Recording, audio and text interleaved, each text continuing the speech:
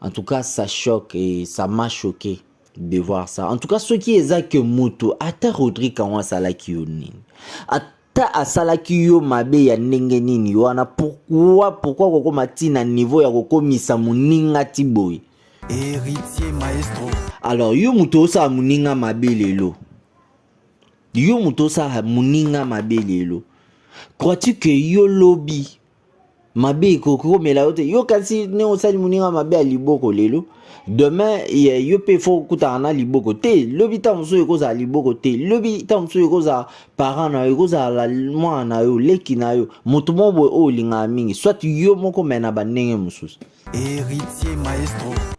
Rodrigue ninga azana moi ba erreur moi ba mambo ebele moi ba choc ebele asala bato ebele na poto akosa bato ebele na poto asala pe bato ebele ba aventure na poto mingi. Rodrigue Mukanzo RH bokoto ya sika yango eye Gavker ayeli biso bakisi ya kitoko bakisi o ezali naturel bakisi o ezali ko soigner tension diabète faiblesse sexuelle ainsi que perte ya poids. Gavker ayeli biso bakisi o esalemi na ba usine ya ba allemand donc bakisi o esalemi na Allemagne mais o ezali naturel o ezali ko traiter ba maladie o totangi diabète tension, faiblesse sexuelle et perte de poids. Donc, si vous avez diabète, en 3 semaines, ya pamba, na Gavker, bakisi na biso, o izali naturel, et traité yo, 3 semaines, ya pamba, diabète na yo, esili. J'ai dit bien, diabète na yo,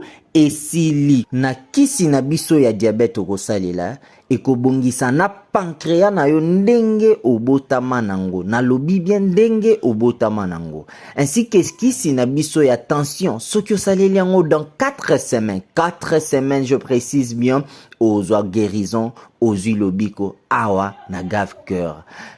Faiblesse sexuelle, diabète, tension ainsi que perte de poids, solution yango wana. Bonjour, bonsoir, balandignon surtout il y a Héritier Maestro Télévision, vous avez côté biso partout dans le monde entier. Et Zali, Oyabino Héritier Maestro, les stentors, le maître de la presse. Et c'est Zali Makasi Ndenge Nazo se tenir du bosso Nabino de temps en temps, qu'on analyse Nabino ensemble. Kotalisa bino ba réalité mususu ezali koleka na kati ya mboka na biso RDC. Merci na ba oyo déjà bosala biso confiance bomesala na Olanda biso. Merci na Jimmy Mutombo le Brésilien noir, Jimmy Mutombo le Brésilien noir lelo na kati ya États-Unis ndoyi nanga. Merci pe na Rochman Bimang Rochman bina mango na kati ya France wana mama pu deya lola merde o topana e réunion surtout na kati ya Belgique wana ndeko na ngai Christian Ilondo na kati ya États-Unis ainsi que ndeko na nga PL ya Gavker bakisi ya bien merci Nabino. Lelo naza na pasi na motema d'abord so boyoki na voix nanga nazali na pasi na motema parce que et puis na fond haut na tie noir et ça parce que j'ai mal au cœur parce que il y a certaines choses il ne faut vraiment pas qu'on ça nango bagé. Et surtout quand il s'agit à vie à moto. Aujourd'hui, je dois parler de Rodrigue Mukanzo. Rodrigue Mukanzo que j'ai un jour fait une analyse sur lui. Dans ça l'analyse pour je crois une année passée, Ndekonabiso Rodrigue Mukanzo a publié sur réseaux sociaux. Je pense que tu es belé dans internet le belé yango tu es belé on a parlé de ça, les gens ont critiqué, ont soutenu et tout. Rodrigue Mukanzo publié qui est étant que PD vewe bazo coucher na ye et pas noko mususu et tout. Mais Rodrigue, après avoir été publié, il n'a pas tardé, quelques jours ou semaines après, il a fait son apparition à la télé pour démentir et le noir qui a été pendant que tout le monde on l'a vu, tout le monde a kezaraï bisotu mokili mobimba tout le monde a kezalakai, mais lui il a démenti ça à ça la arrogance na yewana na arrogance na ye o ya salawana.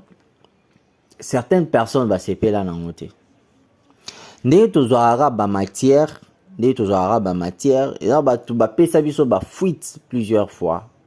Rodrigue n'azana azana moi ba erreur, moi ba mamibele, moi ba choc ebele ça va te belé na poto. A kosa ba te belé na poto, a sala pe ba te belé ba aventure na poto mingi. Rodrigue Mukanzo RH. Nous avions promis à ces terres Congo, nous bâtirons un pays plus beau qu'avant, mais jusqu'à présent, on n'a pas bâti le pays. Mes chers amis, entendre ces mots d'abandon et de ras-le-bol, observer dans l'âme congolaise la flamme patriotique qui s'éteint au fil du temps, je me suis demandé, pourquoi un tel abandon? Parce que notre pays vit une pauvreté très avancée. Parce que la jeunesse de mon pays est sans emploi, avec un taux de chômage dépassant les 85%. Parce que les infrastructures scolaires, sanitaires, routières sont dans un état piteux. Parce que la population congolaise subit une pénurie intempestive d'eau et d'électricité, ce qui d'ailleurs constitue un frein à une industrialisation rapide de notre pays. Nous avons un peuple qui est exposé quotidiennement à l'insécurité et à la barbarie des guerres imposées. Les personnes vivant avec handicap, les enfants de la rue communément appelés chégués, les orphelins sont voués à la mendicité et au rejet de la société. Et pourtant, mes chers amis, le Congo est une nation de grande destinée, un pays potentiellement riche, un Eldorado au cœur de l'Afrique avec une superficie de 2 345 000 km², plus de 5 000 km de voies ferrées, près de 300 000 km de routes, plus de 16 000 km de voies navigables, près de 90 centrales hydroélectriques, plusieurs pistes d'atterrissage, 5 aéroports internationaux. Mais dans quel état? Le Congo, c'est aussi 80 millions de terres arables en majorité non exploitées. Une population estimée à 100 millions d'habitants, majoritairement jeunes. En dépit de toute cette potentialité, notre nation demeure sur des béquilles. Elle mérite une assistance à la hauteur de ses besoins. Une organisation sociale qui soit la solution humanitaire aux problèmes qui touchent le Congo et son peuple.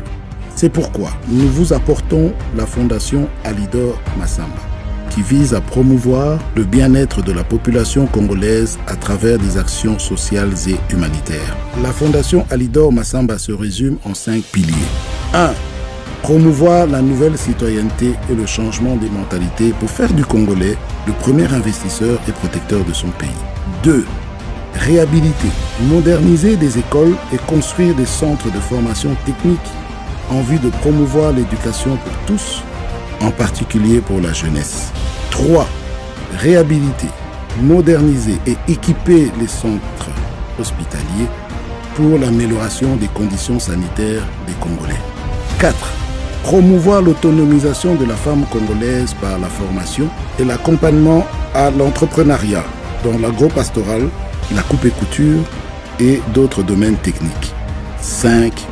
Promouvoir l'épanouissement de la jeunesse par la création des centres de formation sportive, l'encadrement et promotion des talents. Le développement du Congo n'est pas l'affaire d'un seul homme. Nous n'avons que le Congo pour nous défendre et le Congo n'a que nous pour le défendre. Il ne tient qu'à nous d'offrir à nos enfants un monde meilleur. Il n'y a pas de fatalité. Laissons derrière nous le doute et le désespoir. Mes chers amis, ensemble, avec le courage, la détermination et la foi, travaillons pour le progrès du Congo. Que Dieu bénisse la République démocratique du Congo.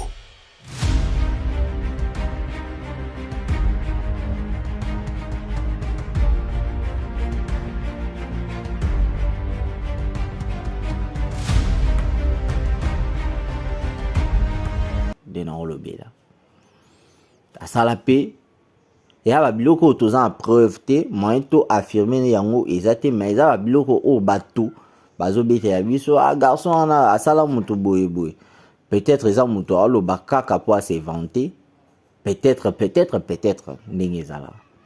Mais aujourd'hui ce qui est triste c'est que notre frère Rodrigue Mukanzo se retrouve dans un état très critique. Je ne pense pas qu'ils a buzz. Je ne pense pas qu'ils a créé actualité. Tout a créé buzz to benga en haut. L'histoire est très décevant, dirais-je, parce que et ça n'a pas si fort dans mon thème en voyant cette vidéo. En voyant cette vidéo, en tout cas, ça m'a fait très mal au cœur. Parce que c'est un jeune garçon comme moi. C'est un jeune comme moi. En tout cas, n'a volé Oyo vraiment, n'a volé vraiment Oyo. Bandeko, o bazali koloba. So ils a vraiment n'a volé wana en tout cas. Le monde est très méchant. Mais so ezali na volé wana te. Parce que l'histoire est que Rodrigue Mukanzo a fandaki à moi ceux qui bouton mo bibon mo et sali na liboko. Liboko wana bozomona. Bibon mo et salaki na liboko. Liboko wana azui yango a bomi bibon wana ndenge ka to fina bibon et tout. Bibon we bandi ko s'accroître ti et okomake lelo et policier pena liboko ya opola liboko ezo pasuka yango moko et tout. Dans le contexte nan ya liboso, peut-être au cas où il y a erreur. Rodrigue a sali au cas où a sali erreur plutôt. Le fait déjà ya rozwa bibon otoboli bibon. Nane na yebeli biso na Kinshasa awa. So déjà bibon et meki ko fongwama toluka ba solution na biso mo boy tellement que tomi komela ba minganga biso mo. Babilo wana eza ape moi trop na bato babwakela bango bambasu. Omona et moi elo ya muke moi bibon moi elo moi ya muke okwanzi e fongwami comme pota jusqu'à ce que et comme mambi ya minene wana. Tant mwana ya bongo toke na oluka kimonganga na biso to bani ko tia bakisi o ezali ya biso selon biso. So moni ke solution e yate oke ko luka ba tradi praticien. Oke ko luka bango balika na TV wana ba aventurier wana ba charlatan wana balika na ba TV o biso to ba tradi praticien wana. Il y a eu matiti mo boy parce que déjà bibon on est à des infections. Il y a des infections bibon et infection. Ce que tant aux autres attend sous ba matiti wana eza pena ba microbe na on. Ozi ba microbe wana oche na kati ya infection wana. Et ça ni infection et ba kisami likolo ya infection. Infection et bakisami likolo ya infection. Ndenge siko infection et bakisami likolo ya infection. Elo nini ko sala. E bana ko panzana ko se propager na kati ya nzoto na yo. E bana ko s'élargir, ko se propager, oui, c'est ça le terme, ko se propager, ko panzana na kati ya nzoto na yo. Et c'est par là que tu verras que pote zaki muke e fongwami lisusu et fongwami lisusu et fongwami et refongwami et comme si ko pota ta mususu et baniko police yo parti wana mobimba. Pourquoi? Parce que c'est et puis ezarate que lo cheka lelo. Tu mets aujourd'hui le bio même kisi le lendemain au même kisi c'est de même que nabatu oyo bazara ta mususu obeli par exemple hémorroïde oji matiti mo obaki. Pendant que la version mo yabaminga nga hémorroïde c'est des infections. Ils a ba infection de mutu et créa ba hémorroïde wana. Tant ozu matiti mo o yo moko yebite bayebisi yo kaka peut-être matiti wana eza pe na bainfection yango obandi kobaka obaki lelo obaki lobi donc infection ya matiti wana na infection ya oyo ya hémorroïde esangani lobi oyoki ke te neza na ye afanda esu bien te na bandeko na biso ya basi oyo bakoma na bato ya bateste ntango aluka teste yo boye abi mobile nanga beba akenda okota akoma so mutu ya akoma so vewe alors que c'est pas ça. Plutôt ezali manque ya connaissance, manque ya savoir. De même que l'histoire des Rodrigue. Façon mambo o izo kendele ezali lokola tango mususu to chaka makanisi ya mabe te to chaka mambo mabe kaka liboso te. To chaka kakoto zaka kote ya mabe te. Rodrigue tango mususu achaki ba kisi wana ya ba minga ya ba tradi praticien wana plutôt achaki yango na liboko pona ko boma bibon wana soit pona ko boma pota o esalemi après bibon et ces genre de choses et fongwa mi liboko titoko malelo liboko epoli wana volé o ezali normal na volé oyo tozali ko penseli Rodrigue aza mutu oyo aza pe na makambo moko ya sala pe bato. C'est logique et c'est normal. Les loso toyoki ke Rodrigue eza mutu moko asali elo moko oyo tozo préféré te eza bongo selon surtout nga en tout cas en dépit de tout ce qui se passe sur internet, en dépit de ce qu'on voit, en dépit de nos divergences, en tout cas, j'ai un cœur qui ne supporte pas le mal des autres. Bato oyo, baninga oyo, au moins les jeunes le roi yo, parce que demain ça peut m'arriver aussi. Demain ça peut t'arriver aussi. Alors, ba mabe ya baninga na ba pasi ya baninga na ba souffrance ya baninga na en tout cas isa azarté et isa jeté plutôt isa esengoté et isa tepo biso to sepela nango to ça a fait cité.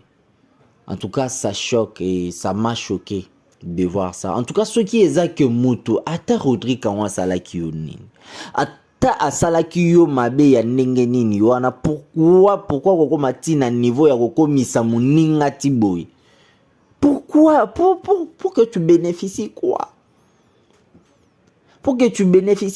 explique-nous eza nani puis pona nini koko misa muninga boye tina niveau pona nini